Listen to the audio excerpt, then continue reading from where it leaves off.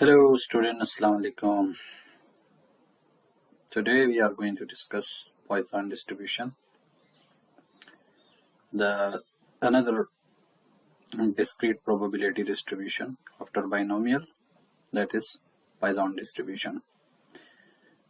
आज के इस लेक्चर में हम इसकी शॉर्ट सी जो है ना इसकी Poisson डिस्ट्रीब्यूशन के बारे में हम पढ़ेंगे। तो पहले तो हम ये देखेंगे कि व्हाट इज Poisson डिस्ट्रीब्यूशन, इसकी हिस्ट्री क्या है, इसकी डेफिनेशंस क्या है, ठीक है ना, ये कब यूज करता है, इस कंडीशन में, किस केसेस के अंदर, किस तरह के प्रॉब्लम्स के लिए जो है ना Poisson डिस्ट्रीब्यूशन हम यूज करते हैं, और इसकी जो है ना प्रॉपर्टीज हम पढ़ेंगे और कुछ एग्जांपल। ऑब्वियसली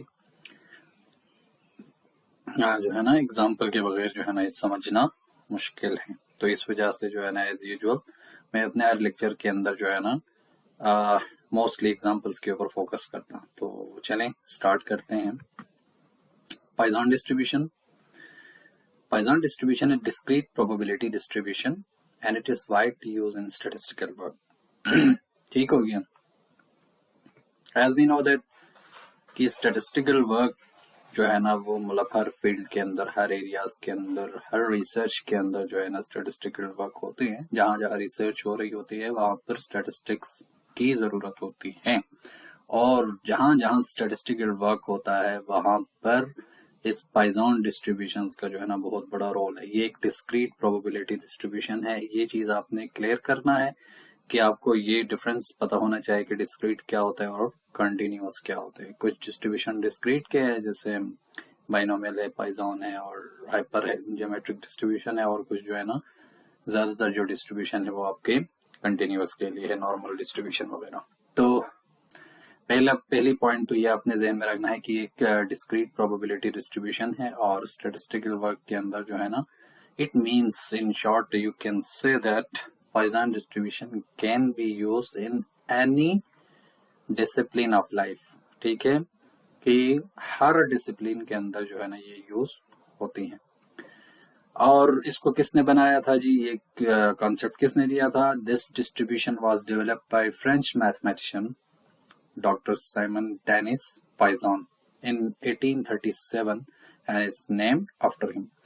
एक फ्रेंच मैथमेटिशियन ने जो है ना उसने ये बनाया था 1837 में, और उसी का ही जो है ना नाम से ये डिस्ट्रीब्यूशन जाने जाते हैं, Poisson के नाम से। तो Poisson probability distribution is used, अब ये किस सिचुएशंस के अंदर हम यूज करते हैं, किस प्रॉब्लम्स हैं, किस तरह किस सिनेरियो में हम यूज करते हैं। वेर इवेंट्स अकर रैंडमली, ठीक है, जो इवेंट्स है उसकी जो अक्रेंस है आफ्टर एक्सपेरिमेंट, या जो इवेंट्स जो वहां पर अकर हो रहे हैं, ये जो इंसिडेंट है जो भी आपके पास वहां पे हो रहे हैं, अकर हो रहा है, जो इवेंट की जो अक्रेंस है ना वो रेंडमली होनी चाहिए। ठीक हो गया, और इंडिपेंडेंटली होनी चाहिए। A number of time on average during an interval of time और स्पेस। एक Poisson डिस्ट्रीब्यूशन के अंदर जो है ना ये चीज जो ज्यादा जो है ना मैटर करता है वो ये चीज है, during an interval of time और स्पेस। ठीक है, कि जो भी इवेंट अकर हो रहे होते हैं इंडिपेंडेंटली और रेंडमली जो अकर हो रहे होते हैं वो एक खास जो है ना इंटरवल ऑफ टाइम या स्पेस पे जो है ना ये हो रहे होते हैं। The random variable associated with the Poisson process is discrete, and therefore the Poisson distribution is discrete. We already discussed about this. So the Poisson distribution is used in those situations where the probability of happening of an event is small. The event rarely occur and is large. और जो इसकी जो main clue है कि हमें कैसे जो है ना हमने डिफरेंशिएट करना है कि इसकी यूज को कि हम कब यूज करेंगे, तो दो चीजें ध्यान में रखना है। एक तो इसकी जो प्रोबेबिलिटी ऑफ अक्रेंस है इवेंट की वो बहुत ही स्मॉल हो, बहुत छोटा हो, ठीक हो गया, कम हो, और जो एन है वो क्या है जी, एन लार्ज हो। ठीक है, फॉर एग्जांपल आगे जाके हम एग्जांपल्स करेंगे। तो लेट्स सपोज हम देखते हैं कि खास टाइम में, ठीक है, नंबर ऑफ सुसाइड्स को आप देखते हैं। ठीक है, तो सुसाइड ऐसी चीज नहीं है कि उस टाइम पे जाके ईयरली या मंथली या जाके जो है ना खास स्पेस में जाके वो बार बार अकर होता हो। ये रेयर इवेंट है जो रेयरली अकर होता है। ठीक हो गया। तो इस तरह के सिचुएशंस में के अंदर जो है ना इसकी जो प्रोबेबिलिटी है वो बहुत कम है। तो उस और इसका जो है ना हमने क्या इस तरह के सिचुएशंस के अंदर हमने पाइजन डिस्ट्रीब्यूशन को यूज करना है। आगे जाएंगे तो ये जो है ना मजीद आपका जो कंसेप्ट क्लियर हो जाएगा।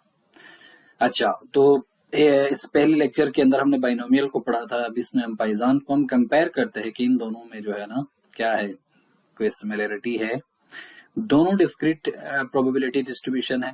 बाइनोमियल डिस्ट्रीब्यूशन के दो पैरामीटर्स होते हैं, एक एन होता है नंबर ऑफ ट्रायल्स और एक पी होते हैं नंबर ऑफ सक्सेस। और पाइजन डिस्ट्रीब्यूशन का सिर्फ एक ही पैरामीटर होता है जिसको आप लेमडा से, जिसको आप म्यू से, जिसको आप एम से, आप किसी भी जो है ना नंबर से इसको आप डिनोट कर सकते हैं। तो वो आपके पास क्या है, उसका एक ही पाइजन का एक ही पैरामीटर है और वो आपके पास लेमडा है। और लेमडा क्या है, average number of times lambda that the event occur over a fix period of time. एक खास फिक्स पीरियड ऑफ टाइम के बाद जो इवेंट अकर हो रहा है।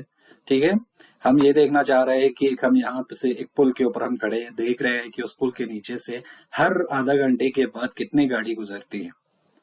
तो हर आधा घंटा जो है ना ये आपके पास फिक्स पीरियड ऑफ टाइम हो गया और जो गाड़ी का गुजरना हो गया ना वो आपके पास इवेंट हो गया। ठीक है, तो ये आपके पास जो इसका जो हम एवरेज निकालेंगे हर आधा घंटे के बाद एवरेज इतने गाड़ियां यहां से पास होती है, तो उस एवरेज को आप क्या कहेंगे, एवरेज नंबर ऑफ टाइम्स को उसको आप लेमडा से डिनोट करेंगे। यही इसका जो है ना पैरामीटर है। और दूसरी चीज ये है कि बाइनोमियल की जो एक्स जो है ना, जो एक्स है या जो इसमें हमारा इंटरेस्ट था, जो इवेंट था बाइनोमियल का जिसकी हमने प्रोबेबिलिटी फाइंड करनी थी, वो एक इंटीजर होता था और उसकी जो वैल्यू है ना वो 0 से लेकर n तक होता था। यानी 0 से लेकर n टाइम्स तक जो है ना इसका रेंज था। और पाइजन डिस्ट्रीब्यूशन की रेंज क्या है जी, 0 से लेकर इन्फिनिटी तक है। ठीक है, 0 से लेकर इन्फिनिटी तक है। और ये जो है ना if n is large, for example n large हम कंसिडर करते हैं, लेट्स सपोज 50 से ग्रेटर है n, ठीक है, से greater than 50 and p small से लेस देन 0.1। ठीक है, p मतलब जो प्रोबेबिलिटी ऑफ अकरेंस है वो बहुत कम है और n जो है ना वो लार्ज है। देन बाइनोमियल एन p, फिर आपका जो बाइनोमियल डिस्ट्रीब्यूशन है with parameter n and p can be approximated with pigeon, उसको हम पाइजन के साथ अप्रोक्सीमेट कर सकता है p lambda where lambda is equal to np। यानी आपके पास एक ऐसा केस आ जाए बाइनोमियल में, अब बाइनोमियल को स्टडी कर रहे हैं, सारी कंडीशंस फुलफिल हो रहा है, बाइनोमियल उसके ऊपर लग रहा है, लेकिन एक चीज आपने नोट किया, उसका n लार्ज था, प्रोबेबिलिटी क्या था, बहुत कम था। n मोर देन 50 था, प्रोबेबिलिटी 0.1 से भी स्मॉल था। तो उस केस में आप बाइनोमियल की जगह पर आप पाइजन डिस्ट्रीब्यूशन को लगाएंगे। इसको आप कहेंगे कि ये क्या कर गया जी, बाइनोमियल डिस्ट्रीब्यूशन अप्रोक्सीमेटली कर गया किसके साथ, पाइजन के साथ। अब इसकी डेफिनेशन और फार्मूले वगैरह यहाँ पे आ जाते हैं कि इसके, अब इसको समझते हैं। Poisson distribution is defined given by the following formula function, यानी the probability of observing X, ये जो फार्मूला बता रहा है उसको अगर इनवर्ट एक्सप्लेन करें तो इसका ये बनता है कि the probability of observing x event in a given interval is given by. ठीक है, तो ये आपके पास इस फार्मूले से जो है ना हम probability of observing x event को एक गिवन इंटरवल के में कैसे फाइंड आउट करते हैं। तो पी ऑफ एक्स ये पाइजन का फार्मूला है, E power minus mu, mu power X divided by X factorial. ठीक हो गया।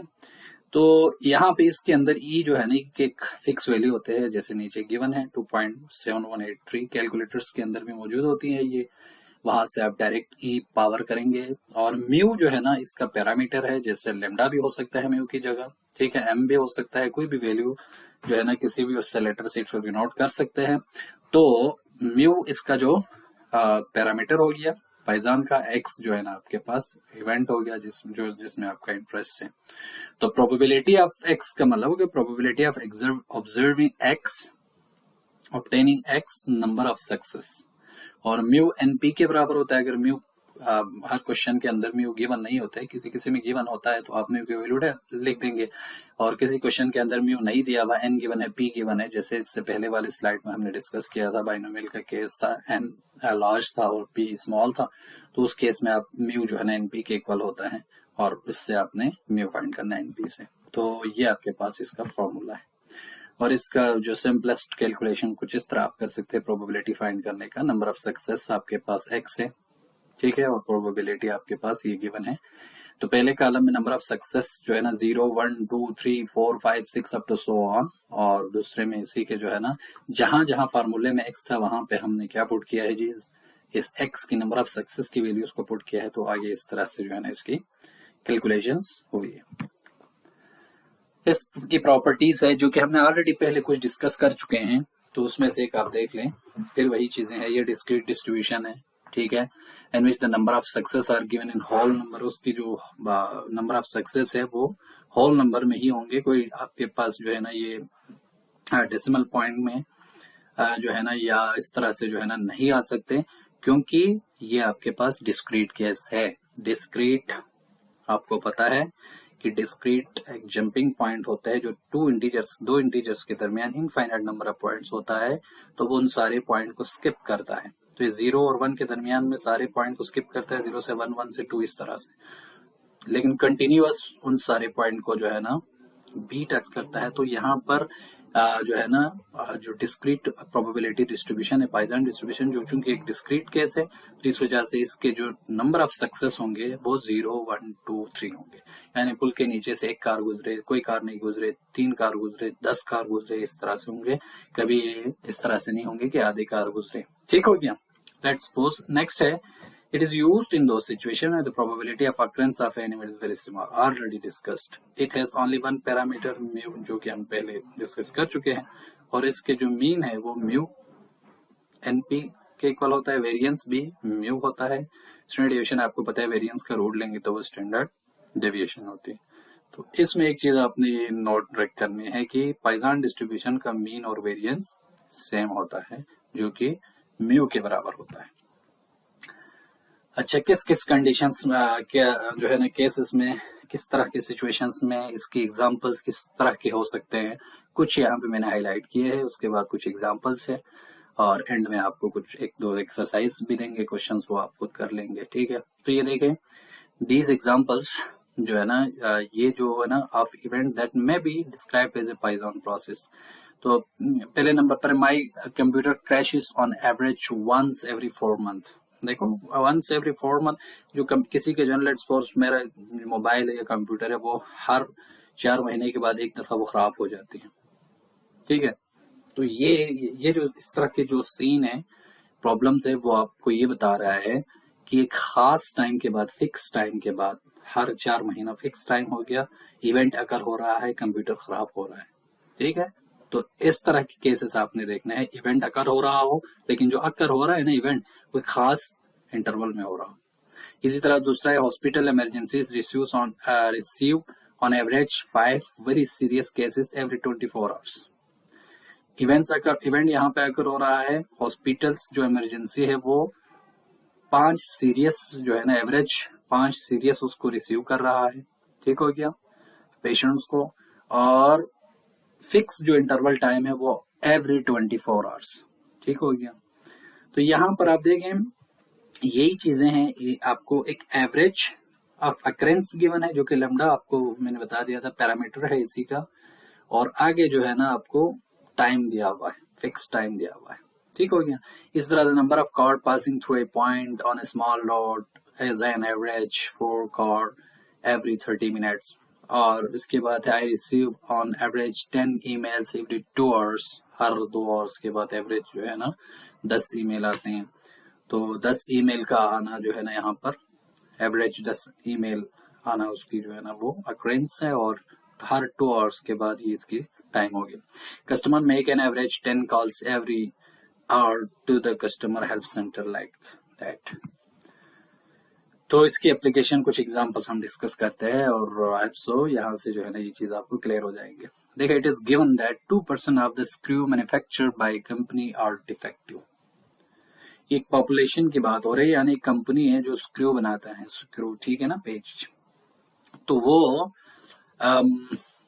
जो है ना, वो क्या है, ये गिवन है, आपको पहले से इन्फॉर्म्ड है कि वो जो कंपनी जो बना रहा है, जितने भी स्क्रू, मिलियन ट्रिलियन जितना भी वो बना रहा है, उनकी प्रोडक्शन है, उसमें से 2% जो है ना वो डिफेक्टिव होंगे, खराब होंगे। अब हम Poisson distribution to find probability that packet of 100 screw contain. अब हम क्या कर रहा है, पाइजन डिस्ट्रीब्यूशन को हमने अप्लाई करना है किसके ऊपर, एक पैकेट के ऊपर जो कि आपने वहां से रेंडमली सिलेक्ट किया, और उस पैकेट के अंदर कितने स्क्रूज हैं, 100 स्क्रूज हैं। 100 स्क्रूज है, इसका मतलब आपके पास n आपको मिल गया 100 स्क्रू, और जो एवरेज जो आपके ऊपर गिवन है, जो नंबर ऑफ डिफेक्टिव्स है पूरे पॉपुलेशन के अंदर, वो कितने हैं, 2% है। 2% कर ले या 2/100 कर ले, ठीक हो गया, ये चीज, दो चीज आपको मिल गया। अब पूछ क्या रहा है ए में, नो डिफेक्टिव स्क्रू। आपने प्रोबेबिलिटी फाइंड करना है कि that the packet contains no defective screw, ठीक है, उसमें कोई भी स्क्रू डिफेक्टिव नहीं है, मतलब 0 हो गया, x इज इक्वल टू 0 हो गया। बी में आपने 1 डिफेक्टिव स्क्रू, उसमें से एक स्क्रू जो है ना वो डिफेक्टिव है, उसकी प्रोबेबिलिटी फाइंड करनी है, तो x इज इक्वल टू इस केस में 1 हो गया। सी में आपने 2 और मोर डिफेक्टिव फाइंड करने हैं, 2 या 2 से ज्यादा, कितना ज्यादा, 2, 3, 4, 5, 6, 7, 8, 9, 10, 40, 50 अप टू, तो ये जो है ना इन सारी प्रोबेबिलिटीज को आप ऐड करेंगे तो विच इज क्वाइट डिफिकल्ट हो जाएगा, लेकिन उसके लिए भी हमारे पास इलाज है। एक चीज e की पावर -2 की वैल्यू कैलकुलेट करके दिया हुआ है 0.135, ना भी दिया हुआ होता ना, आप कैलकुलेटर से डायरेक्ट ही कर लेते, e की पावर -02 लिख दे, -2 लिख देते, तो आपके पास e की वैल्यू आ जाती, ठीक है। अब हम इसको सॉल्व करते हैं। लेट p आपके पास है प्रोबेबिलिटी ऑफ डिफेक्टिव स्क्रू 2%, ठीक, p आपके पास क्या है, प्रोबेबिलिटी ऑफ डिफेक्टिव स्क्रू 2%, जो कि ऑलरेडी वो ऊपर क्वेश्चन में गिवन था। पूरे पॉपुलेशन के अंदर जो प्रोपोर्शन डिफेक्टिव है वो आपके पास 2% है, n 100 है, और म्यू आपको पता है np के बराबर होता है। म्यू किसके बराबर होता है, np के, n आपके पास 100, p आपके पास 2%, तो 2% की जगह आप 2/100 कर दो, 100 से कैंसिल हो जाते हैं, तो आगे आपके पास क्या आ जाते हैं जी, 2 आंसर आ जाता है। तो n जो म्यू है ना वो 2 हो गया, n आपके पास 100 हो गया। अब हम देखो इन तीनों केसेस के अंदर, जैसे आपके पास ये पहला केस था ए पार्ट, इसमें देखो e की power -mu, mu power x divided by x factorial, यही फार्मूला है, इसको मैंने थोड़ा इस तरह से लिखा है। तो ये हो गया e की पावर -म्यू, म्यू कितना आया था 2, तो e की पावर -2, 2 पावर x आपके पास 0 क्यों है, क्योंकि नॉट इफेक्टिव के लिए हम फाइंड कर रहे हैं, डिवाइडेड बाय x की जगह अगेन 0 फैक्टोरियल, तो ये आपके पास ये आ गया। इट मीन 13.5% चांस है कि उसके अंदर जो है ना कोई भी स्क्रू डिफेक्ट नहीं होंगे। 1 डिफेक्ट के लिए यही सेम प्रोसेस, जस्ट आपने x की जगह 1 पुट अप करना है, तो ये 0.270, इट मीन 27% चांस है कि उसके अंदर एक डिफेक्टिव हो। 2 और मोर के लिए प्रोबेबिलिटी ऑफ 2 और मोर, इट मींस, अभी जो है ना मैंने आपको बता दिया 2 और मोर की जो है ना, यहाँ पे इस केस के अंदर जब ग्रेटर की या ग्रेटर देन इक्वल की जो है ना का कंसेप्ट आ जाता है प्रोबेबिलिटी में, तो वहां पे हम कॉम्प्लीमेंट यूज करते हैं। प्रोबेबिलिटी की जो है ना प्रॉपर्टी है complement, p of a is equal, p of a complement is equal to 1 minus p of a होता है। यानी प्रोबेबिलिटी किसी इवेंट्स का प्रोबेबिलिटी फाइंड करते हैं, ठीक है, तो इसका जो कॉम्प्लीमेंट है वो टोटल प्रोबेबिलिटी से उसको माइनस करे तो कॉम्प्लीमेंट बन जाता है। टोटल प्रोबेबिलिटी 1 है, तो 1 में से आपने क्या किया जी, इसको माइनस किया, किसको, p of 0 plus p of 1 plus p of 2, ठीक है। तो ये आपके पास आ गया जी 1 माइनस दिस, तो ये आपके पास 59.5% जो है ना इसकी प्रोबेबिलिटी है, ठीक है। जो इसका कॉम्प्लीमेंट के अंदर ये होता है कि जब यहाँ पे आपके पास है probability of x is greater than or equal to 2 था, तो यहाँ पे आपके पास ये बन गया probability of x is less than or equal to 2 हो गया, ठीक है। तो इनके प्रोबेबिलिटीज को आपने यहाँ पे पुट किया है, तो 0 की हमारे पास ये पहले फाइंड किया हुआ है 1.35 है, 1 की प्रोबेबिलिटी 0.27 है, तो इनको जब हम एड अप करेंगे तो ये हमारे पास जो है ना प्रोबेबिलिटी आ जाएंगे, ठीक है। तो यही आपने एक क्वेश्चन इस तरह से कर लिया। अब एक क्वेश्चन हम लेते हैं हॉस्पिटल बर्थ का। Birth in hospital occur randomly at an average rate of 1.8 birth per hour fix time हो गया, ठीक है। एवरेज रेट ऑफ बर्थ आपको दिया हुआ 1.8 बर्थ दिया हुआ है। What is the probability of observing 4 birth in given hours at hospital, कि उसी एक घंटे के अंदर 4 बर्थ होने की जो है ना, एक घंटे के अंदर 4 बर्थ होने की उसी सेम हॉस्पिटल में क्या प्रोबेबिलिटी है। तो एक आपके पास हो गया number of birth in a given hour, event occur randomly, mean rate lambda 1.8, ठीक है। यहाँ पर जो है ना एवरेज रेट ऑलरेडी गिवन है, एवरेज मीन कोई मीन ही होता है ना, मीन रेट 1.8, ये आपके पास ऑलरेडी लैम्डा गिवन था, म्यू या जिसमें पहले हमने म्यू यूज किया था, म्यू गिवन था 1.8। तो we can now use the formula to calculate the probability of x is equal to 4। Exactly 4 का कहा हुआ है ना, तो x आपके पास 4 हो गया, जहां जहां x है वहां पे आपने 4 यूज करना है, तो ये आपके पास 0.0723, ठीक है। 7% जो है ना chance, there is a chance of 7% chance of observing 4 birth in a given hours at the same hospital, ठीक हो गया। और नेक्स्ट इसी का अगला क्वेश्चन है, what about the probability of observing more than or equal to 2 birth in that given hospital, ठीक है। उसी एक घंटे के अंदर उसी सेम हॉस्पिटल में पहले एग्जैक्टली 4 का कहा था, अब कह रहे 2 या 2 से ज्यादा, ऑब्वियसली 2 या 2 से ज्यादा जो है ना, तो इसका थोड़ा सा जो है ना प्रोबेबिलिटी इंक्रीज कर जाएगा। और यहाँ पे आप देखें, अब वही चीज कॉम्प्लीमेंट वाला फिर कंसेप्ट आ रहा है, ये आ रहा है probability of X is greater than 2, equal to 2, 2 या 2 से ज्यादा। तो 2 या 2 से ज्यादा इस केस में तो ये इनफाइनाइट तक जाएगा, आगे तो एक कोई फिक्स एन तक नहीं दिया हुआ ना, क्योंकि आपको पता है कि इसके जो है ना 0 से लेकर इन्फिनिटी तक जाता है फाइजान की रेंज, ठीक है। तो ये आपके पास 2 या 2 से ज्यादा, 2, 3, 4, 5, 6, 8, 10, 15, 100 कितना, तो ये जो है ना अनडिफाइंड हो जाता है। तो इसलिए यहाँ पे कॉम्प्लीमेंट हम यूज करते हैं, probability of X is greater than or equal to 2 का मतलब होता है प्रोबेबिलिटी ऑफ 2, 3, 4 इसी तरह इनफाइनाइट। तो हम यहाँ पे कॉम्प्लीमेंट यूज करते हैं, तो ये बन जाता है 1 minus probability of X is less than 2। तो यहाँ पे आपके पास simply probability of X is equal to 0 और probability of X is equal to 1 आ जाएगा। तो इन दोनों को आप फॉर्मूले में पुट करें और इसको प्लस कर ले, तो ये आपके पास 53.7% जो है ना चांस है कि एक घंटे के अंदर 2 या 2 से ज्यादा जो है ना बर्थ होने की, ठीक। और डिजीज इंसिडेंट्स का एक example, suppose there is a disease whose average incident is 2 per million people. एक जो है ना एक डिजीज है और उसकी जो इंसिडेंट यानी जो लगता है लोगों को, वो पर मिलियन जो है, मिलियन में से सिर्फ 2 लोगों को ये जो है ना इनफेक्ट मतलब इफेक्ट करता है। तो what is the probability that city of 1 million, फिर वही लोग तो वही सेम है, 1 मिलियन है, people has at least twice the average incidence, जो गिवन एवरेज इंसिडेंस था उसके ट्वाइस डबल। तो इसका मतलब हो गया, पहले 2 पर मिलियन था ना, तो ट्वाइस कर लो तो 4 पर मिलियन। तो एक्स इज आपने क्या करना है, 4 के लिए फाइंड करना है। तो एटलीस्ट का एक लफ्ज आया, यहाँ पे आया है 1 million people has at least, come as come twice the average incidence, जो गिवन एवरेज इंसिडेंट है 2 उसके ट्वाइस इंसिडेंट, ट्वाइस तो 4 हो गया, तो कम अज कम का मतलब है सबसे कम जो है ना जो लोगों को इफेक्ट करेंगे वो 4 हो गया। तो इसका मतलब हो गया ग्रेटर देन और इक्वल टू 4, 4 या 4 से ज्यादा लोगों के जो है ना चांस आपने फाइंड करना है। तो यहाँ पे फिर वही देखो ग्रेटर वाला कंसेप्ट आ गया है, twice the average incidence would be 4 cases, we can reasonably suppose random variable X number of case in 1 million people has Poisson distribution with parameter 2। तो ये आपके पास फिर इसको आप 1 माइनस करेंगे, तो 1 minus probability of X is less than equal to 3, ठीक है। या आप सिंपली इसको probability 1 minus X is less than 4 कर सकते हैं, ठीक है ना।